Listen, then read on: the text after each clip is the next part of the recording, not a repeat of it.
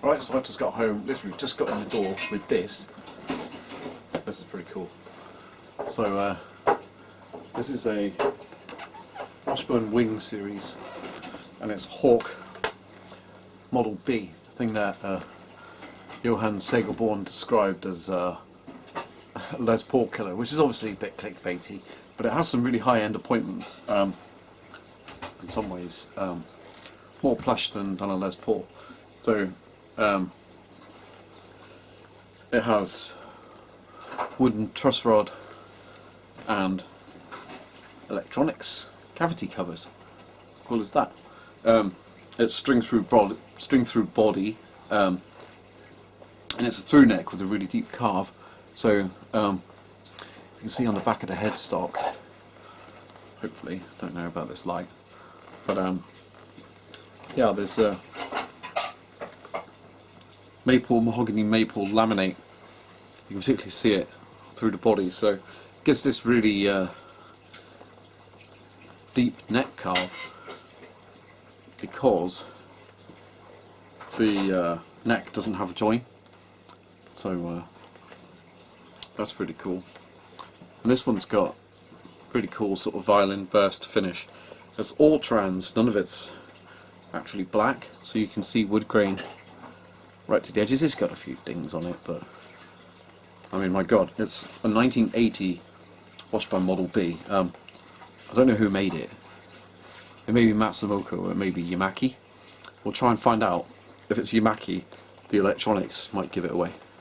But anyway, before that, one thing I did find about it is with the strings on, the neck's back bowed. So, don't know if you can hear that. The ruler is rocking. So I'll whip the truss rod cover off and I'll adjust the truss rod. So that's going to be boring, so I'll do that. Okay, so here's a good look at some stuff and some mysteries solved. So I would say the body is ash, which is pretty cool. There was a pretty substantial shielding cover in there, screwed on, and also, hopefully, you can see that between the wires there. I might need to get some light on that subject.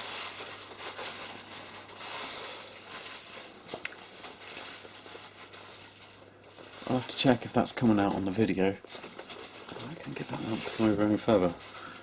But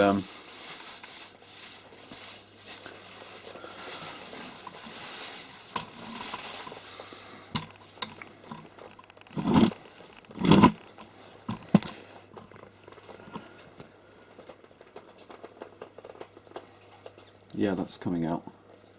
Do you see that? Made by Yamaki. So that's our little mystery solved. Who made this? It's a Yamaki manufactured guitar. And yeah, look, PCB long before Gibson thought of it. But yeah, I know some people have been scandalised by the fact that Gibson used PCB. But yeah. Those people who are scandalised by such things are idiots. So a tiny little bit of circuit strip isn't going to hurt anybody.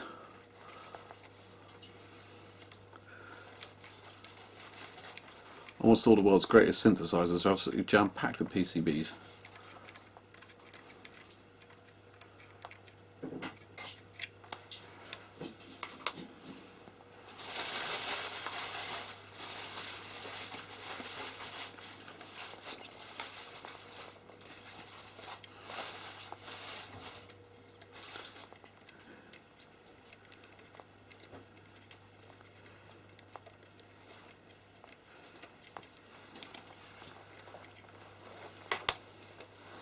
Yeah, having taken off the super cool wooden truss rod cover, it's now revealed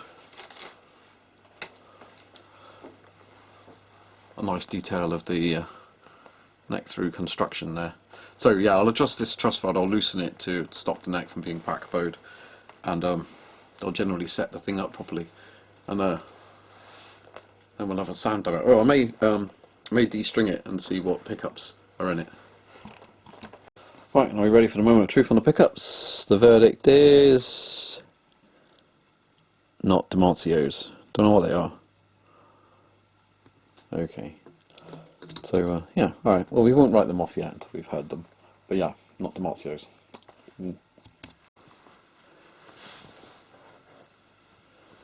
Okay, it's got a pretty trick bridge. So, brass saddles. Real substantial chromed brass bridge. Yeah, wind the saddles back and forth on one Allen key, and you can lock the saddles side to side with Allen screws in the side of the bridge. In their wisdom, for some reason, Yamaki and Washburn decided to make these fasteners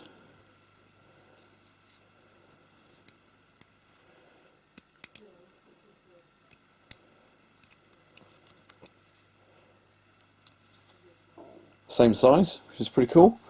So you don't have to have 207 million different Allen keys.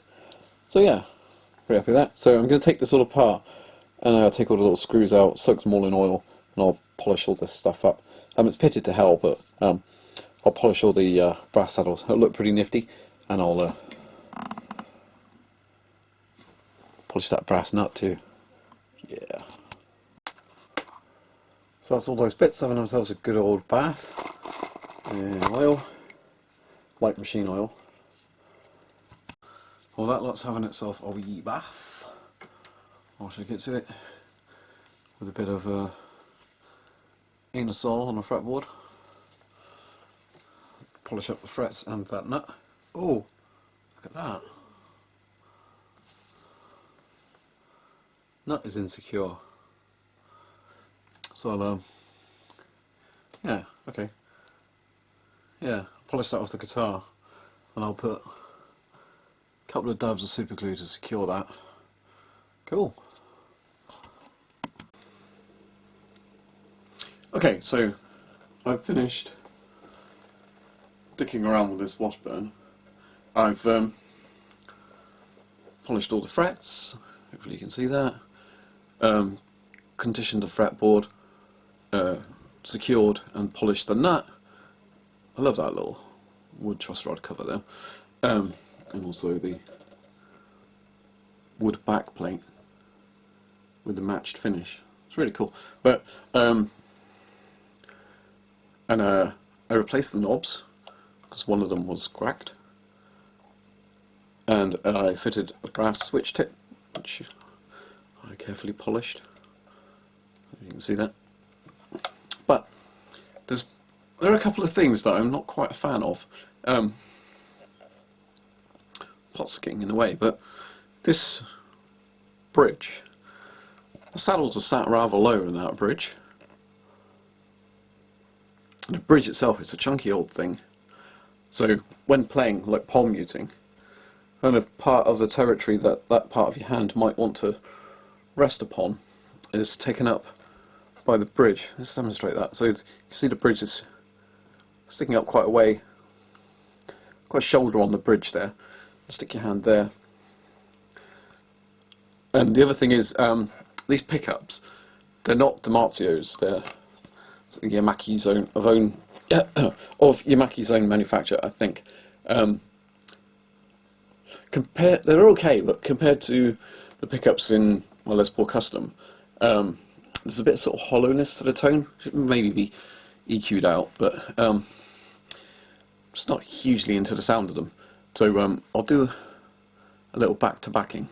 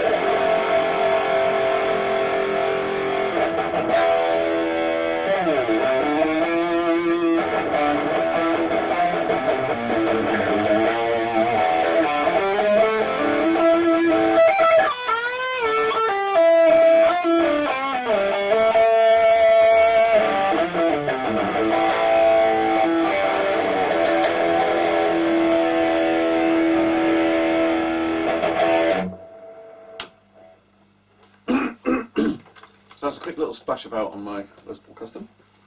Let's put that down. Get ourselves a strap.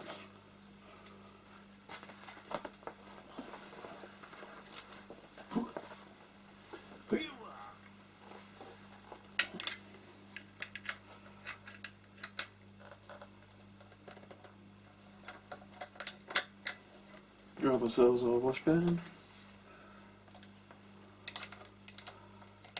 Don't know why I climbed into the strap like that. It's kind of weird, but oh well, it worked.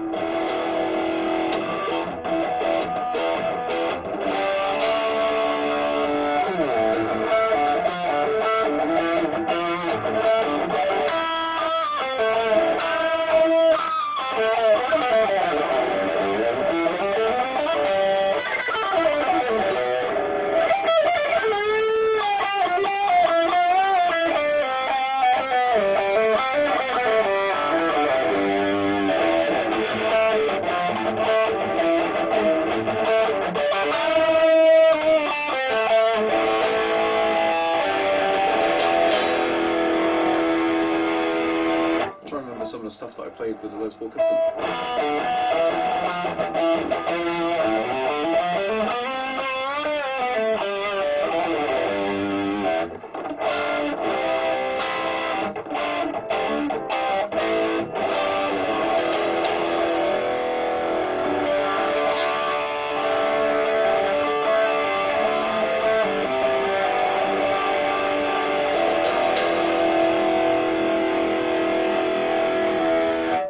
It sounds alright.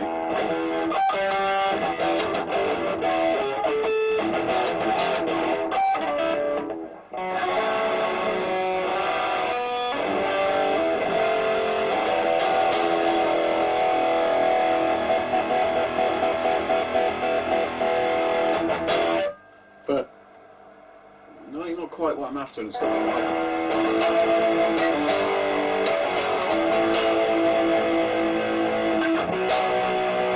like a hollowness to it.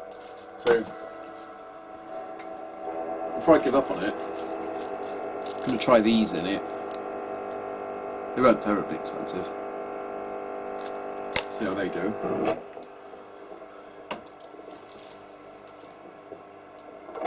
To do that, I have to replace the pickup surrounds, and they're on order. So yeah.